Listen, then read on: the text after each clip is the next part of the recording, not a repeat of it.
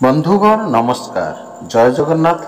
बंधुगण एवं शुणु आज भिडियो आमे आपण मानकु जणाइबु बेलगछ घरर केउ जगार रहिले धनर वर्षा होइथाय एवं घरर केउ जगार रहिले सर्वनाश होइथाय। बंधुगण आसंतु जानिबा बेलगछकु गृहरे केउठी एवं किपरि रखिले वास्तुदोष दूर हेबा सह गृहरे धनर वर्षा होइथाय। बेलगछ गोटे एमिति गछ जी कि समस्त संसार दुर्लभ अटे। तार दिव्यता, तार दुर्लभता, तार औषधीय गुण, तार क्षमता पाई समस्त देवी देवता एवं समस्त मनुष्य जातिर प्रिय एवं आदरणीय होइथाय। पुराण शास्त्र अनुसार यही गछर सृष्टि माँ लक्ष्मींकर अंशरू होइअछि, जहाँकि आपण माने अल्प बहुत जानिथिबे।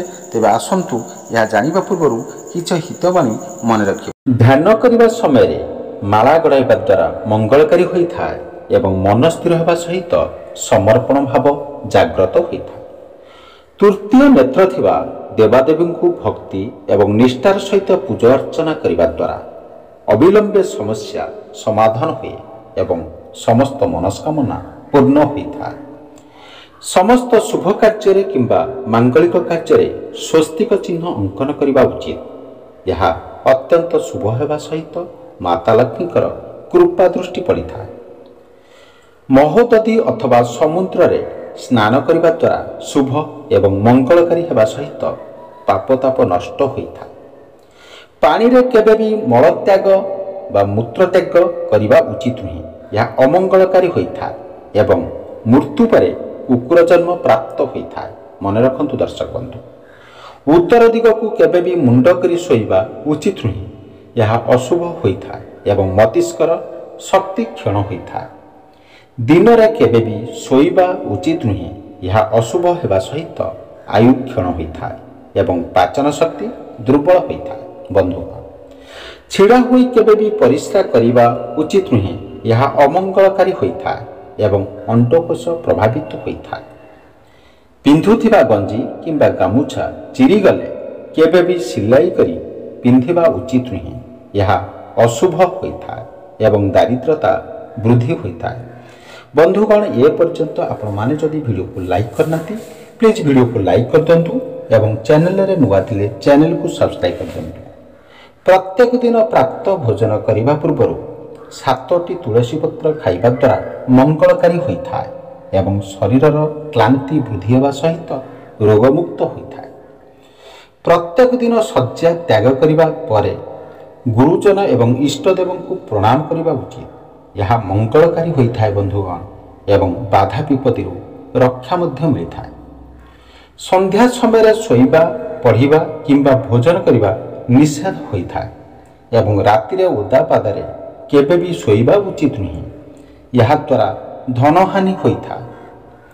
भल रोजगार करने परे भी जदि धन संचय हो पारु न थाए, तेबे शनिवार दिन कला कुकुर को रुटी रे सोरिष तेल लगाई खाइबा को देले धन संचय वृद्धि होता है। सप्ताह को थरटिए समुद्र लुण पानी रे पकाई घर पोछिबा द्वारा अशुभता दूर होता है एवं परे कली झगड़ा होई न थाए। प्रत्येक दिन महालक्ष्मी को ध्यान करी शुद्ध केशर तिलक लगाइबा उचित। यह द्वारा धन लाभर संभावना वृद्धि होता है। प्रत्येक शनिवार दिन ओस्त गछ मूल तेलर दीप जालिबा द्वारा शुभ एवं मंगलकारी होता है। ता सहित धन लाभ हेबार संभावना वृद्धि होता है। ଯେଉଁ ଘରେ ମାଦକ ଦ୍ରବ୍ୟର ସେବନ, ସ୍ତ୍ରୀ ଲୋକଙ୍କର ଅପମାନ, ତାମସିକ ଭୋଜନ, ଅନୈତିକ କାର୍ଯ୍ୟକୁ ମହତ୍ତ୍ୱ ଦିଆଯାଏ, ସେମାନଙ୍କର ଧନ ଡାକ୍ତରଖାନା, ଜେଲଖାନା ଏବଂ ପାଗଳଖାନାରେ ଖର୍ଚ୍ଚ ହୋଇଥାଏ। ହଁ ବନ୍ଧୁଗଣ ମନେ ରଖନ୍ତୁ, ଦେବୀ ଦେବତାଙ୍କର ଫଟୋ କିମ୍ବା ମୂର୍ତ୍ତି ଘରର ନୈಋତ୍ୟ କୋଣ ଅଥବା ଦକ୍ଷିଣ ପଶ୍ଚିମ କୋଣରେ କେବେ ବି ରଖିବା ଉଚିତ ନୁହେଁ। ମନେ ରଖନ୍ତୁ, यह अशुभ होता है एवं कोर्ट कचेरी मामला देखा देता है। बंधुगण ए पर्यंत आपण माने जदि ये वीडियो को लाइक करना वीडियो को लाइक कर दिंतु एवं चैनल रे नुआ थिले चैनल को सब्सक्राइब कर दिंतु। ବ୍ରାହ୍ମ ମୁହୂର୍ତ୍ତ କିମ୍ବା ସନ୍ଧ୍ୟା ସମୟରେ କେବେ ବି ଘରେ ଝାଡ଼ୁ ମାରିବା ଉଚିତ ନୁହେଁ। ମନେ ରଖନ୍ତୁ, ଏହା ଅଶୁଭ ଏବଂ ଅମଙ୍ଗଳକାରୀ ହୋଇଥାଏ। ସକାଳୁ ଉଠିବା ପରେ ମୁହଁ ନ ଧୋଇ କେବେ ବି ଚାହା ପିଇବା ଉଚିତ ନୁହେଁ। ଏହା ଅଶୁଭ ଏବଂ ଅମଙ୍ଗଳକାରୀ ହୋଇଥାଏ। ହଁ ବନ୍ଧୁଗଣ, ରାତିରେ କେବେ ବି ଭାତ, ଦହି କିମ୍ବା ଛତୁଆ ଖାଇବା ଉଚିତ ନୁହେଁ। ଏହା ଅଶୁଭ ହେବା ସହିତ ଆର୍ଥିକ ସଙ୍କଟ ଦେଖା ଦେଇଥାଏ। ଏହା ମାନିଲେ ଆପଣମାନଙ୍କର ନିଶ୍ଚିନ୍ତ ମଙ୍ଗଳ ହେବ ଏବଂ ଦୁଃଖ ପାର ହେବ। ବାସ୍ତୁ ବିଜ୍ଞାନ ଅନୁସାରେ ପଞ୍ଚମୁଖୀ ହନୁମାନଙ୍କର ମୂର୍ତ୍ତି ଘରେ ରଖିବା ଦ୍ୱାରା ଉନ୍ନତି ହୋଇଥାଏ। ବନ୍ଧୁଗଣ ମନେ ରଖନ୍ତୁ, ଏବଂ ଧନ ସମ୍ପତ୍ତିର ବୃଦ୍ଧି ମଧ୍ୟ ହୋଇଥାଏ।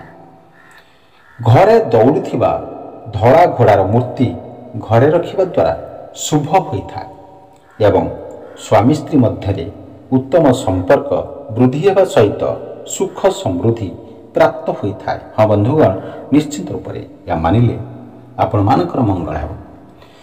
ବାଛୁରୀକୁ କ୍ଷୀର ଦେଉଥିବା କାମଧେନୁ ଗାଈର ପିତ୍ତଳ ମୂର୍ତ୍ତି ଘରେ ରଖିବା ଦ୍ୱାରା ଅତ୍ୟନ୍ତ ଶୁଭ ହୋଇଥାଏ ଏବଂ ସନ୍ତାନର ପ୍ରାପ୍ତି ହେବା ସହିତ ମାନସିକ ଶାନ୍ତି ପ୍ରାପ୍ତ ମଧ୍ୟ ହୋଇଥାଏ।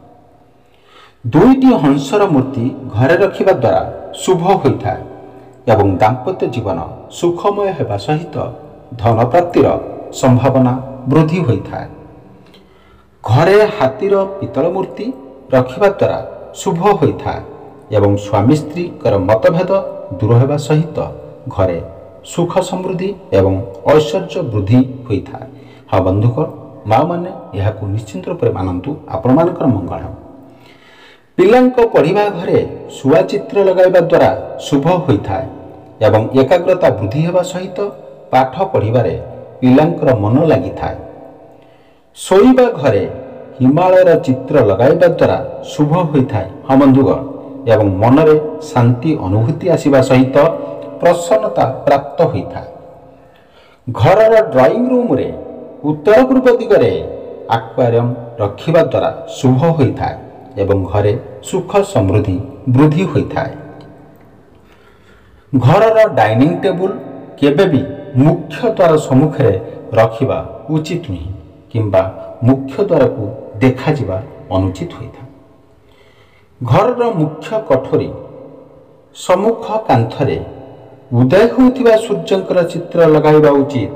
ଏହାଦ୍ୱାରା ଭାଗ୍ୟ ଉଦୟ ହୋଇଥାଏ ଏବଂ ସଫଳତାର ପ୍ରାପ୍ତ ହୋଇଥାଏ। ବନ୍ଧୁଗଣ ମନେ ରଖନ୍ତୁ, ଏହା ମାନିଲେ, ଏହା କଲେ ଆପଣମାନଙ୍କର ନିଶ୍ଚିନ୍ତ ମଙ୍ଗଳ ହେବ, ଆପଣମାନଙ୍କର ମନସ୍କାମନା ପୂର୍ଣ୍ଣ ହେବ। ଘରର ଶୟନ କକ୍ଷରେ କେବେ ବି କୌଣସି ଗଛ କିମ୍ବା ଜଳ ସମ୍ପର୍କିତ ଜିନିଷ ରଖିବା ଉଚିତ ନୁହେଁ। ଏହା ଅଶୁଭ ହୋଇଥାଏ। ଗ୍ରହଣ ଲାଗିଥିବା ସମୟରେ ଲବଙ୍ଗ କିମ୍ବା ଗୁଜୁରାତି ଭସ୍ମ ପ୍ରସ୍ତୁତ କରି ମୁଣ୍ଡରେ ମାରିଲେ ସମସ୍ତ କାର୍ଯ୍ୟ ସଫଳ ହୁଏ। ବନ୍ଧୁଗଣ ମନେ ରଖନ୍ତୁ, ଘରର ମୁଖ୍ୟ ଲୋକଙ୍କର ବେଡରୁମ୍ ଉତ୍ତର ଦିଗରେ କରନ୍ତୁ ନାହିଁ କେବେ ହେଲେ, ଏହା ଅମଙ୍ଗଳ ହୋଇଥାଏ। ବନ୍ଧୁଗଣ, ଏବେ ଆସନ୍ତୁ ଜାଣିବା ବେଲଗଛ ଗୃହରେ କେଉଁ ଦିଗରେ ରହିଲେ କ'ଣ ସବୁ ଲାଭ ମିଳିଥାଏ। ବନ୍ଧୁଗଣ, ଏ ପର୍ଯ୍ୟନ୍ତ ଯଦି ଆପଣମାନେ ଭିଡ଼ିଓକୁ ଲାଇକ୍ କରିନାହାନ୍ତି, ପ୍ଲିଜ୍ ଭିଡ଼ିଓକୁ ଲାଇକ୍ କରିଦିଅନ୍ତୁ। ଚ୍ୟାନେଲରେ ନୂଆ ଥିଲେ ଚ୍ୟାନେଲକୁ ସବସ୍କ୍ରାଇବ୍ କରିଦିଅନ୍ତୁ। ଏବେ ଶୁଣନ୍ତୁ, ବେଲଗଛ ଉତ୍ତର କିମ୍ବା ଉତ୍ତର ପୂର୍ବ ଈଶାନ୍ୟ କୋଣରେ ରହିଲେ ଧନ ବୃଦ୍ଧି ହୁଏ କିମ୍ବା ଅର୍ଥର ଅଭାବ ରହିନଥାଏ ଏବଂ ଅଭାବ ଥିଲେ ଧନର ଆଗମନର ବାଟ ଖୋଲିଥାଏ। ଘରର ପୂର୍ବ ଦିଗରେ ବେଲଗଛ ରହିଲେ ଗୃହରେ ଶାନ୍ତି ବଜାଇ ରଖିଥାଏ। ତାପରେ ଦର୍ଶକ ବନ୍ଧୁ ଶୁଣନ୍ତୁ, ଘରର ପଶ୍ଚିମ ଦିଗରେ ଏହି ବେଲଗଛ ରହିଲେ ସୁସନ୍ତାନ ପ୍ରାପ୍ତ ହୋଇଥାଏ। ବନ୍ଧୁଗଣ ମନେ ରଖନ୍ତୁ, ଏହା ମାନିଲେ ଆପଣମାନଙ୍କର ମଙ୍ଗଳ ହେବ, ଆପଣମାନଙ୍କର ଘରେ ସୁଖ ଶାନ୍ତିର ବାତାବରଣ ସୃଷ୍ଟି ହେବ। ଘରର ଦକ୍ଷିଣ ଦିଗରେ ଏହି ବେଲଗଛ ରହିଲେ ଦୁର୍ଘଟଣା ଜନିତ ସମସ୍ୟା ଦୂର ହୋଇଥାଏ। Thank you so much watching. ଜୟ ଜଗନ୍ନାଥ।